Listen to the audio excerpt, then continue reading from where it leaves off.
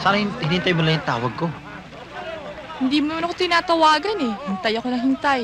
Eh, busy ako eh. Tsaka, matagal na akong di nakapag-ensayo. Mamayang gabi, pwede tayong lumabas? Miss na kita eh. May importante akong sasabihin sa'yo, kaya kita niyayang lumabas. Something serious? Well, something serious. Mukhang yayayain mo na ako magpakasal ah. Steve, yes is the answer. Anytime. No. Gusto ko lang malaman mo na I've decided na tapusin na tong relasyon na to. May ibang babae. Wala. Kung meron sasabihin ko sa'yo, let's be friends. Pagtawagan tayo, lumabas tayo. But, at this point, ayoko ng commitment. Hanggang ngayon, hindi mo pa ako napapatawad sa ginawa kong Let's not talk about it, okay? Ilang naman talaga dahilan, di ba? Hanggang ngayon, hindi mo pa rin naiintindihan. That was the best thing we could do during that time. We were not prepared. You were not prepared. Nagpatibay ng pagsasama natin. Dahil ayaw mong masira yung katawan mo. Ayaw mong mawala yung karir mo. You were so selfish. Na hindi mo man lang ako kinonsulta. Give me a chance to prove na nagbago na ako. We can still be friends. Lalabas pa rin tayo. But things will never be the same again. Lalaban ako, Steve. Ipaglalaban ko ang pag-ibig ko sa'yo. I'll prove to you na walang ibang makakahigit sa pag-ibig ko sa'yo. Kung maaari, Mama, huwag niyo na akong pakialaman. Huwag niyo na akong pag-aksaya ng oras. At okay na ako Napakatigas rito. talaga ng ulo mo. Kayo ang matigas ng ulo! Tigilan na ninyo ang paggamit ng PR at impluensya para mapatalsik ako sa trabaho. Kung tapos na kayo, marami pa akong ginagawa. Gilbert, don't you ever forget na akong iyong ina. Anak lang kita. Dinala kita dito. Galing dito ang gatas na binuhay ko sa'yo. Wala kang karapatang ganituhin ako. Magulang mo ako! Pinuhay lang para patayin uli.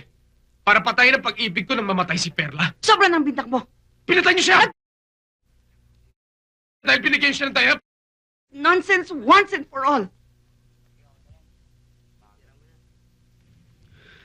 Maalam niyo ba kung bakit hindi ko kayo mapatawad? Dahil hindi lang naman si Perla ang pinatay ninyo eh. Kung hindi ang magiging anak ko. Ang magiging apo niyo! Pinatay niyo. Pagkatapos ito kayo. Nagmamahal na ina. Nagmamalasakit na hanguin itong naghihirap ninyong anak. Eh wala naman kayo ibang minamahal kung hindi ang sarili niyo, di ba? Gusto niyo lang ako kunin. Dahil pangit tingnan na pinababayaan ninyo ako. Ano na lang sasabihin ng inyong mga amiga? Well, you will have to find some other way of repairing your reputation, Mother dear.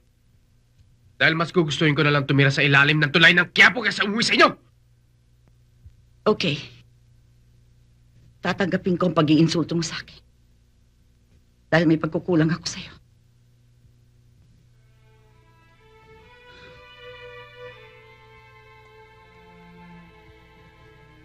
Ano ngayon ang gagawin mo sa iyong buhay?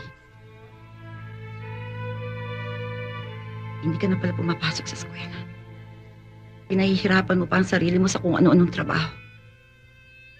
Bumabarkada ka pa ngayon sa kung kani-kaninong kalad ka rin. How very degrading.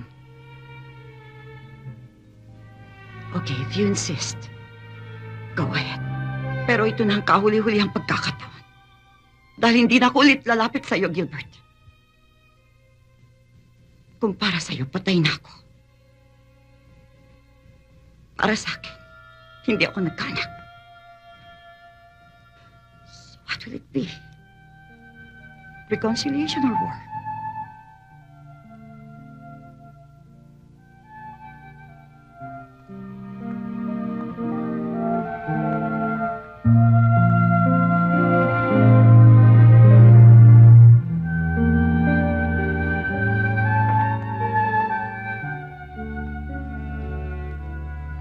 Pagsisisihan mo ito.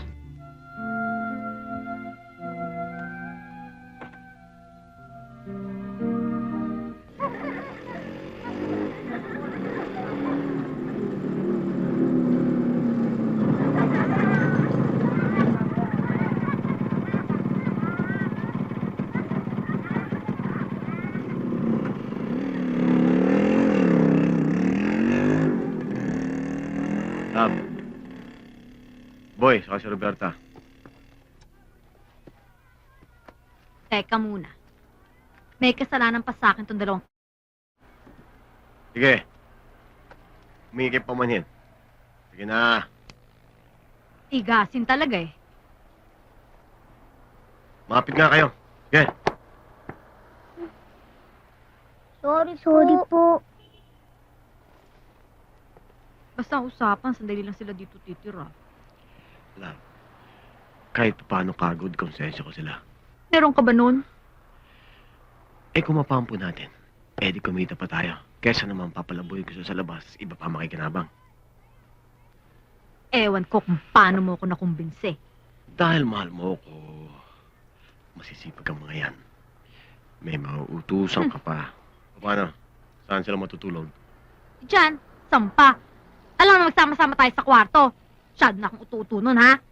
Kayong dalawa, huwag kayong makahiga-higa rito sa sopa at huwag niyong gagamitin yung mga throw pillows. Ika na.